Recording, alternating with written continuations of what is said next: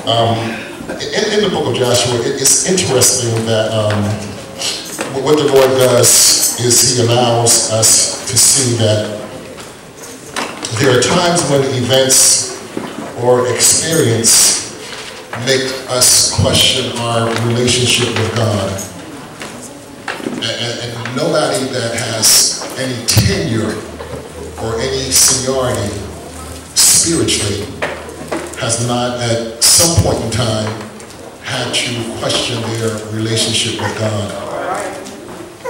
And what makes us question our relationship is the fact that no matter how saved you are, and no matter how long you have been saved or walked with the Lord, no matter how deep your commitment is, no matter how deep your dedication is, we have to understand that trouble does come. And when trouble comes, sometimes it comes and brings what I call life-changing experiences. And life-changing experiences means that sometimes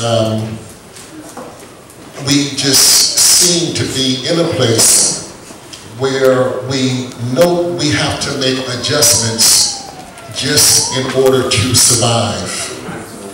Can't keep on doing things as usual.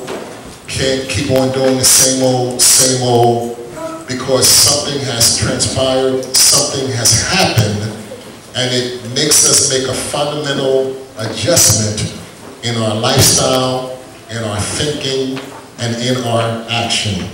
And when we talk about trouble, we have to understand that sometimes trouble comes because of human error.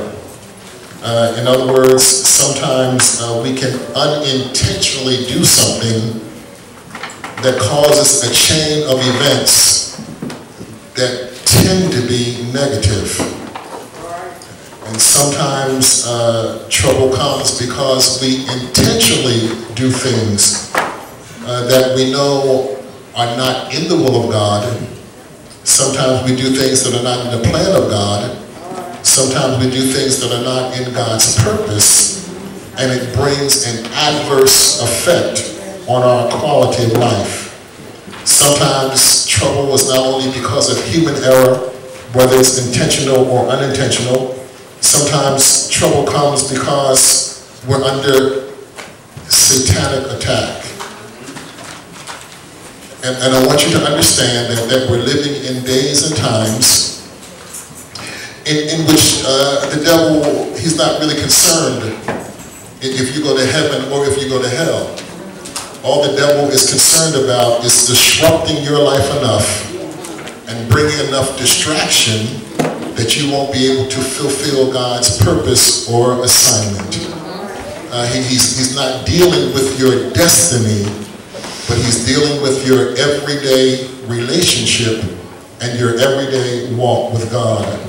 And so sometimes when we're under satanic attack, it means that you are on course, and it means that you are focused, and it means that you're at the place that the Lord wants you to be. Sometimes we're under attack by the adversary. Individuals come to the conclusion that we must have done something that has made us disqualified for whatever plan or purpose God has for us. But those that know the story of Job recognize that Job was a just and upright man, and the Lord had selected him. He was chosen to suffer because many times in suffering and affliction, the Lord is able to bring out the best in you.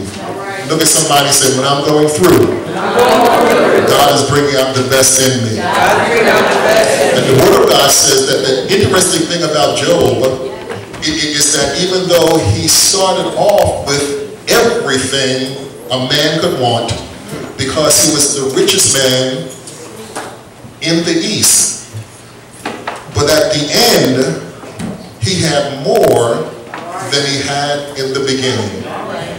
And so that tells me that whenever you're under satanic attack and the adversary is trying to distract you and make you lose focus, that you're on the verge of a double blessing. You're on the verge of God doing something great in your life. You're on the verge of God doing something that he has not done before. And then sometimes trouble comes because it's just the challenge of the times in which we live.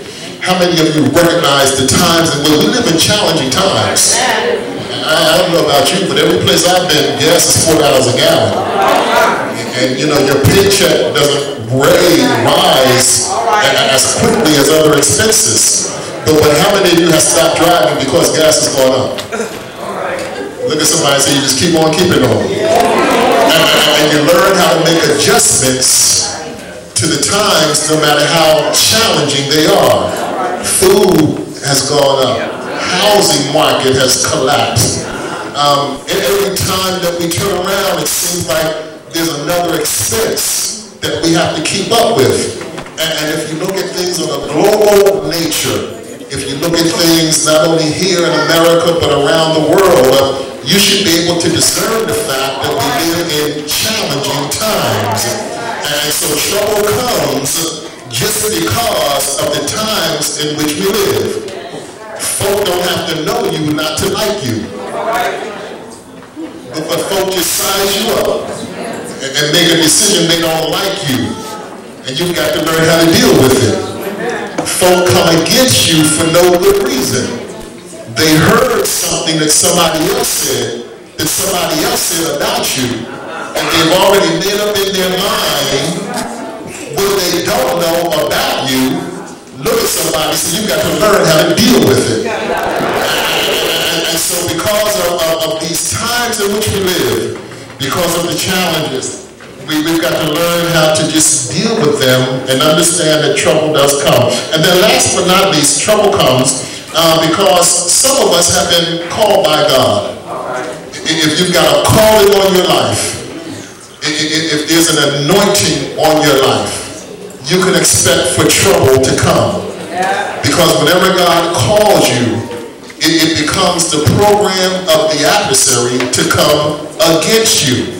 Because Satan wants to do everything that he can to abort your assignment and not allow you to fulfill the destiny that God has ordained for your life.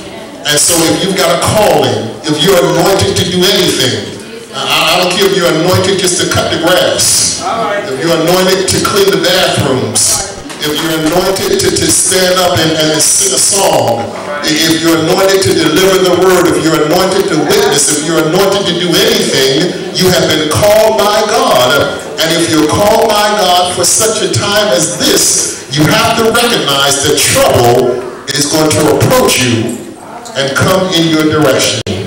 And so we have to deal with the concept that trouble sometimes comes because we are in positions where God wants to use us, where God wants to bless us, and where God wants to really allow us to go to the next level.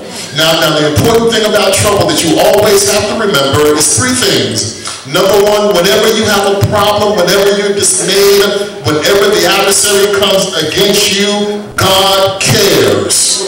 Don't ever think that God does not care. Don't ever think that God has brought you this far to leave you. Don't ever think that God is going to somehow not sustain you or disfranchise himself from you. You have to understand behind the shadow of a doubt that whenever something comes against you, God does care. The second thing you have to understand is the fact that Jesus cares. That's why he gave you his spirit. That's why you have the anointing that you have.